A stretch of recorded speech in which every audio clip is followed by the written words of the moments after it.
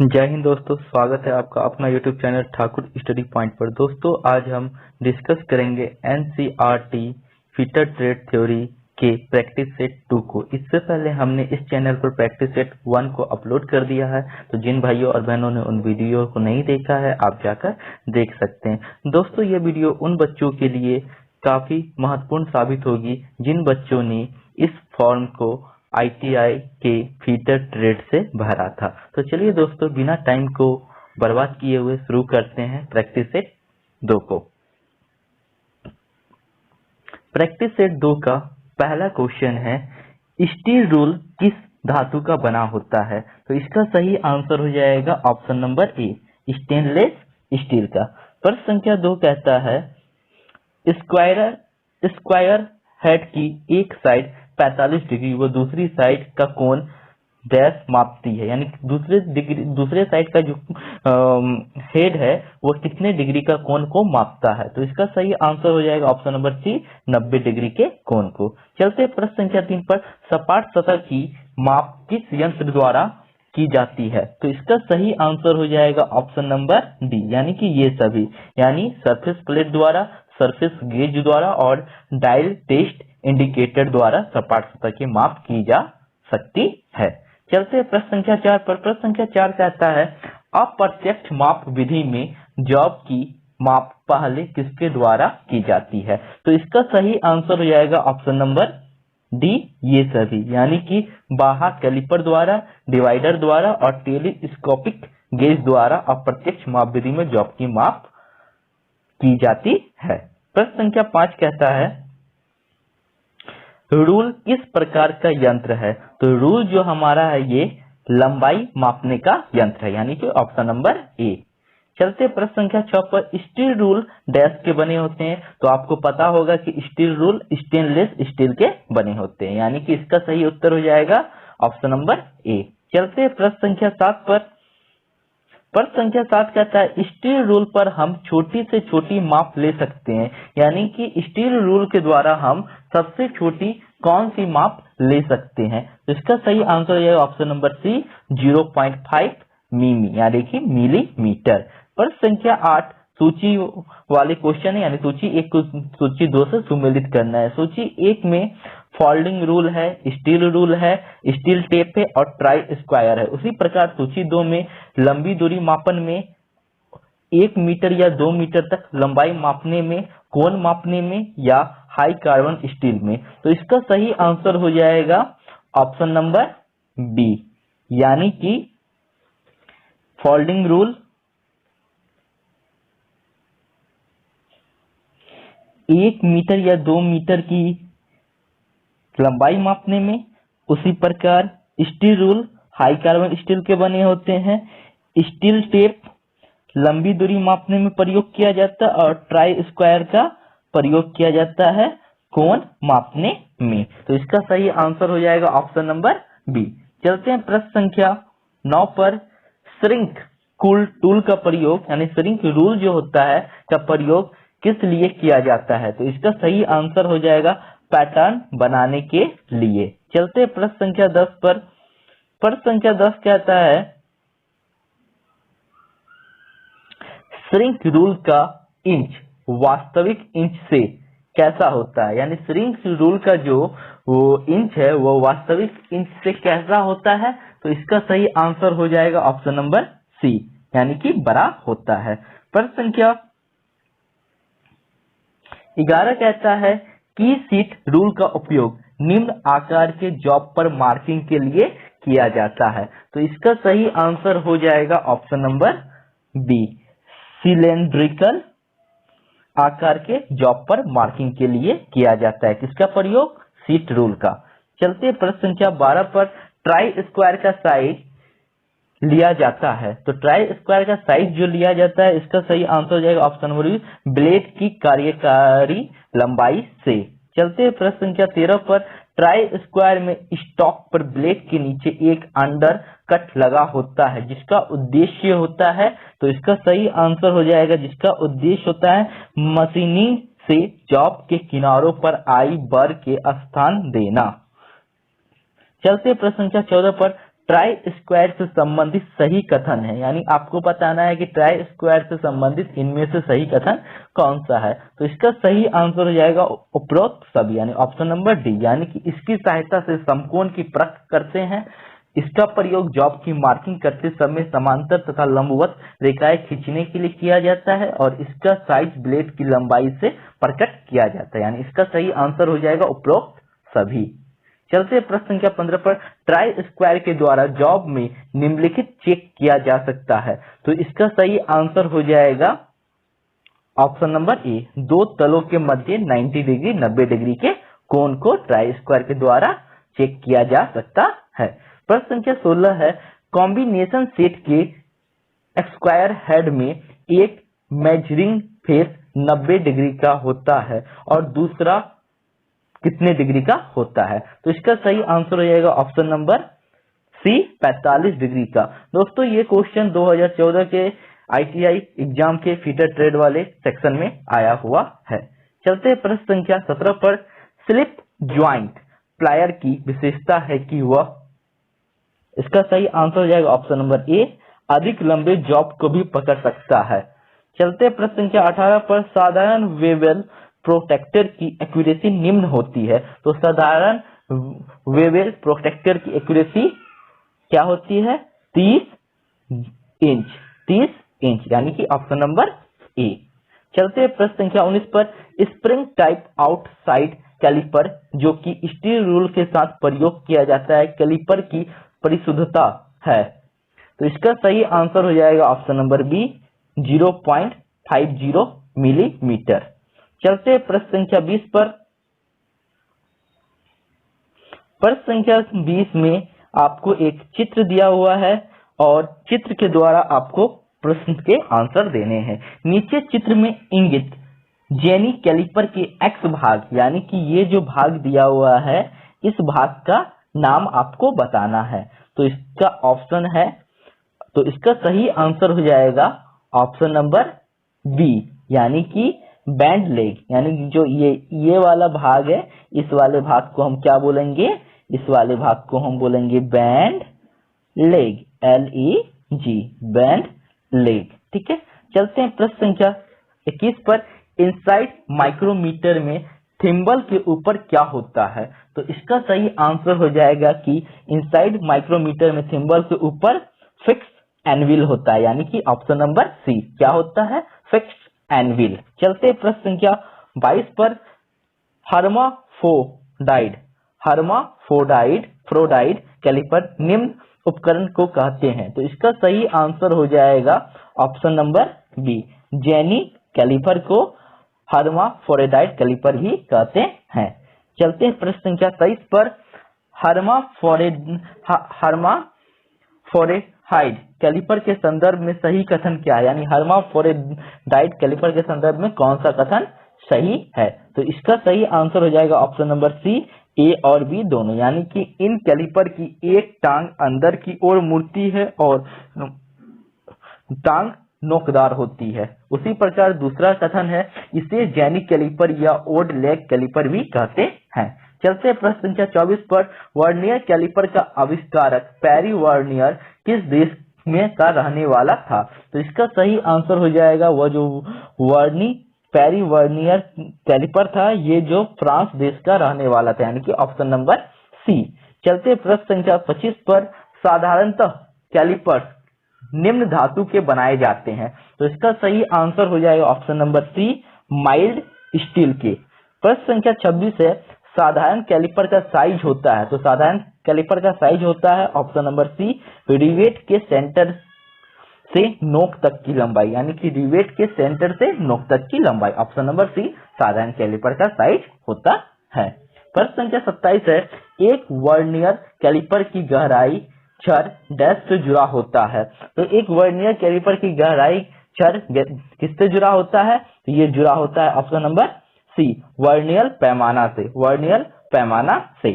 चलते हैं प्रश्न संख्या 28 पर, एक कैलिपर जो कि 3 नामों से जाना जाता है, निम्न में से उस कैलिपर का नाम नहीं है। तो कौन सा नाम नहीं है, तो इसका आंसर हो जाएगा option number D, divider caliper. बाकी की सारे के सारे उसके नाम है, यानी कि उसे jenny calliper, odd leg calliper, hermaphrodite calliper आदि कहा जाता है। चलते हैं प्रश्न संख्या 29 पर। प्रश्न संख्या 29 कहता है वर्नियर कैलिपर का डेप्थ बार किससे जुड़ा होता है? तो वर्नियर कैलिपर का जो डेप्थ बार होता है ये जुड़ा होता है मेन स्केल से, यानी कि ऑप्शन नंबर ए। चलते हैं प्रश्न संख्या 30 पर। चित्र में दिखाए गए एक्स चित्रित नाप का क्या प्रकार, यानी कि चित्र में दिखाए गए एक्स चित्रित नाप का प्रकार क्या है, यानी कि ये जो भाग है, ये जो एक्स वाला भाग है, ये वाला भाग, इसका नाप का प्रकार क्या है? तो इसका सही आंसर हो जाएगा, ऑप्शन नंबर डी, लंबाई की नाप, लंबाई की नाप। चलते प्रश्न संख्या 31 पर। दिए गए चित्र में एक्स अंकित भाग का नाम बताइए, यानी कि ये जो भाग है एक्स वाला, इसका नाम क्या है? तो इसका नाम है स्थिर जबड़ा। इसका नाम क्या है? स्थिर जबड़ा। दोस्तों ध्यान से देखिएगा तो ये फ्लेक्सिबल नहीं है, ये एक जगह पर है, या इसे स्थिर जबड़ा कहेंगे। चलते प्रश्न संख्या 32 पर। निम्न में से कौन सा यंत्र वास्तविक बीमा सीधे प्रदान करता है? तो इसका सही आंसर हो जाएगा option number C, vernier caliper. प्रश्न संख्या 33। वर्नियर डायल कैलिपर की परिशुद्धता 0.05 मिमी, बीम स्केल रीडिंग 25 मिमी तथा डायल के हेड द्वारा दर्शाई गए रीडिंग 24 रीडिंग की गणना करें। तो इसका सही आंसर हो जाएगा दोस्तों 26.2, यानी कि ऑप्शन नंबर डी। चलते प्रश्न संख्या 34 पर। वर्नियर कैलिपर की अल्पतमांक क्या होती है? तो इसका सही आंसर हो जाएगा ऑप्शन नंबर बी, 0.02 मिलीमीटर। चलते प्रश्न संख्या 35 पर। वर्नियर हाइट गेज से मार्किंग करने के लिए किस स्क्राइबर का प्रयोग किया जाता है? तो इसका सही आंसर हो जाएगा ऑप्शन नंबर ए, ऑफसेट स्क्राइबर। चलते प्रश्न संख्या 36 पर। वर्नियर सूक्ष्म मापी में वर्नियर मापनी डैश पर अक्षांशित होती है। तो इसका सही आंसर हो जाएगा ऑप्शन नंबर सी, बैरल पर। चलते प्रश्न संख्या 37 पर। माइक्रोमीटर की डेटम लाइन कहाँ होती है? तो माइक्रोमीटर की जो डेटम लाइन होती है वह कहाँ होती है? ये होती है स्लिप पर, यानी ऑप्शन नंबर सी। प्रश्न संख्या 38 कहता है माइक्रोमीटर किस सिद्धांत पर कार्य करता है? तो दोस्तों माइक्रोमीटर जो है पेंच के सिद्धांत पर काम करता है। चलते दोस्तों प्रश्न संख्या 39 पर। प्रश्न संख्या 39 कहता है माइक्रोमीटर की अल्पतमांक कितने माइक्रोन होती है? तो इसका सही आंसर हो जाएगा ऑप्शन नंबर बी, 10 माइक्रोन, यानी कि माइक्रोमीटर की सबसे छोटी माप करने की या देखने की जो क्षमता होती है वो माइक्रोन में कितनी होती है? तो 10 माइक्रोन होती है। चलते प्रश्न संख्या 46 पर। थिम्बल के ऊपर रेचेट की क्या उपयोगिता है? तो थिम्बल के ऊपर जो रेचेट होती है उसकी उपयोगिता है जॉब पर निश्चित दाब डालना, यानी कि ऑप्शन नंबर सी। चलते प्रश्न संख्या 41 पर। आउटसाइड माइक्रोमीटर के द्वारा अधिक से अधिक कितनी दूरी मापी जा सकती है? तो इसका सही आंसर हो जाएगा ऑप्शन नंबर ए, 100 मिमी। चलते प्रश्न संख्या 42 पर। मैट्रिक माइक्रोमीटर में एक थिम्बल स्केल का मान होता है। तो मैट्रिक माइक्रोमीटर में एक थिम्बल स्केल का मान होता है 0.01 मिलीमीटर, यानी कि ऑप्शन नंबर डी। चलते प्रश्न संख्या 43 पर। किस आंतरिक माप को आंतरिक माइक्रोमीटर से मापना संभव नहीं है? तो इसका सही आंसर हो जाएगा ऑप्शन नंबर ए, 12.23 मिलीमीटर के माइक्रोमीटर आंतरिक माइक्रोमीटर को मापना संभव नहीं है। चलते प्रश्न संख्या 44 पर। मीटरी माइक्रोमीटर पर स्पेंडल चूड़ी का अंतराल है। तो इसका सही आंसर हो जाएगा 0.5 मिलीमीटर। चलते प्रश्न संख्या 45 पर। त्रिबिंदु आंतरिक माइक्रोमीटर से बोर की जांच करते समय पता लगाने वाली त्रुटि का प्रकार है। तो इसका सही आंसर हो जाएगा ऑप्शन नंबर ए, माइक्रो ज्यामितीय त्रुटि। चलते प्रश्न संख्या 46 पर। आंतरिक माइक्रोमीटर से कौन सा आंतरिक मापन नहीं किया जा सकता? तो इसका सही आंसर हो जाएगा 10.45 प्रश्न संख्या 47, 1 माइक्रोमीटर जिसमें 0.03 मिमी की ऋणात्मक त्रुटि है वह 25.52 मिमी की माप दर्शाता है, उसका सही आकार है। तो इसका सही आंसर हो जाएगा ऑप्शन नंबर बी, 25.55 मिलीमीटर। प्रश्न संख्या 48, मीट्रिक माइक्रोमीटर में एक थिम्बल स्केल डिवीजन का मान होगा। तो इसका सही आंसर हो जाएगा 0.01 मिलीमीटर। 49वां क्वेश्चन है 0.25 मिमी डेप्थ माइक्रोमीटर की जीरो चेकिंग किस पर की जा सकती है। तो इसका सही आंसर हो जाएगा option number A, test piece. तो इसका सही आंसर क्या हो जाएगा option number C, test piece. दोस्तों इस प्रैक्टिस सेट का 50वां क्वेश्चन है चित्र में एक्स अंकित भाग का नाम बताइए। ये जो भाग है एक्स वाला इसका नाम क्या है। तो दोस्तों इसका नाम है थिम्बल। इसका नाम क्या है ऑप्शन नंबर सी, थिम्बल। दोस्तों इस प्रैक्टिस सेट में 10 क्वेश्चन आपके लिए बोनस के रूप में दिए जा रहे हैं, यानी इस प्रैक्टिस सेट में कुल 60 क्वेश्चन होंगे। तो चलते हैं देखते हैं क्वेश्चन नंबर 51वां को। क्वेश्चन नंबर 51वां है सूची 1 को सूची 2 से सुमेलित करना है, मिलाना है। सूची 1 में आउटसाइड माइक्रोमीटर है, छोटा इनसाइड माइक्रोमीटर है, बड़ा इनसाइड माइक्रोमीटर और डेप्थ माइक्रोमीटर। उसी प्रकार सूची 2 में इनके द्वारा 2 से 50 मिमी छोटी माप नहीं ली जा सकती, कम से कम 5 मिमी की आंतरिक माप गहराई मापने में, जबकि बाहरी माप लेने में। तो दोस्तों इसका सही आंसर हो जाएगा ऑप्शन नंबर सी। यानी मैं आपको दिखाने की कोशिश करता हूं, 1 मिनट।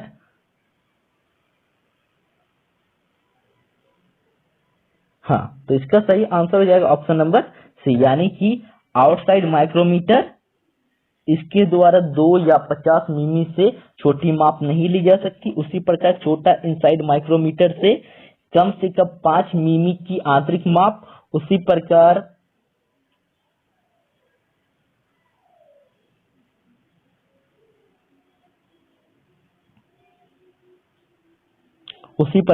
बड़ा इनसाइड माइक्रोमीटर से जॉब की बाहरी माप लेने में। दोस्तों यहाँ पर सी का आई भी है, यानी कि सी का 4 है। और उसी प्रकार डेप्थ माइक्रोमीटर से गहराई मापने में। तो दोस्तों आप इसे ठीक कर लीजिएगा, सी का 4 है। चलते प्रश्न संख्या 52 पर। बेवल प्रोटेक्टर की परिशुद्धता होती है। तो बेवल प्रोटेक्टर की परिशुद्धता होती है 5 मिनट। चलते प्रश्न संख्या 53 पर। नीचे दिए गए चित्र में वर्नियर बेवल प्रोटेक्टर की किस सतह का कोण मापा जा सकता है। तो आप यहाँ पिक्चर ये देख पा रहे हैं। चलते हैं इसके क्वेश्चन पर, यानी इसके ऑप्शंस पर। इसका ऑप्शन है समकोण, न्यून कोण, अधिक कोण या सरल कोण। तो इसका सही आंसर हो जाएगा ऑप्शन नंबर बी, न्यून कोण मापा जा सकता है। चलते प्रश्न संख्या 54 पर। वर्नियर बेवल प्रोटेक्टर का वह भाग है जो साधारणतः कोण मापते समय आधार के रूप में प्रयोग होता है। तो इसका सही आंसर हो जाएगा ऑप्शन नंबर बी, स्टॉक। प्रश्न संख्या 55 है। वर्नियर बेवल प्रोटेक्टर के डिग्री डिवीजन को कितने वर्नियर डिवीजन में बांटा गया है। तो इसका सही आंसर हो जाएगा ऑप्शन नंबर सी, 12 डिवीजन में बांटा गया है। चलते प्रश्न संख्या 56 पर। वर्नियर बेवल प्रोटेक्टर के एक अंश को कितने वर्नियर भागों में बांटा जा सकता है। तो इसका सही आंसर हो जाएगा ऑप्शन नंबर सी, 12 भागों में बांटा जा सकता है। प्रश्न संख्या 57 कहता है एक बेलनाकार सॉफ्ट को जांचते समय अंडाकृति दिखाई दी, इस प्रकार की त्रुटि को कहते हैं। तो इस प्रकार की त्रुटि को कहते हैं माइक्रो ज्यामितीय त्रुटि, ऑप्शन नंबर सी। प्रश्न संख्या 58 कहता है यदि थिम्बल का ओ ग्रेजुएशन डेटम लाइन के ऊपर है जब मापन फेस संपर्क में हो तो अशुद्धि है। तो इसका सही आंसर हो जाएगा ऑप्शन नंबर डी, ऋणात्मक अशुद्धि है। प्रश्न संख्या 49 है। धनात्मक शून्य त्रुटि में थिम्बल की शून्य रेखा डेटम लाइन के डैश होगी, यानी कि पीछे रहती है। ऑप्शन नंबर बी, कहाँ रहती है, पीछे। इस प्रैक्टिस का आखिरी और 60वां क्वेश्चन है, यानी कि 60वां क्वेश्चन है। निम्न में से किस उपकरण की अल्पतम होती है। तो इसका सही आंसर हो जाएगा option number A, vernier micrometer. तो दोस्तों ये वीडियो आपको कैसा लगा कमेंट सेक्शन में बताना ना भूलिए। हमारी मेहनत आपको पसंद आती है तो चैनल को सब्सक्राइब करें और वीडियोज को दोस्तों के साथ शेयर करें। धन्यवाद।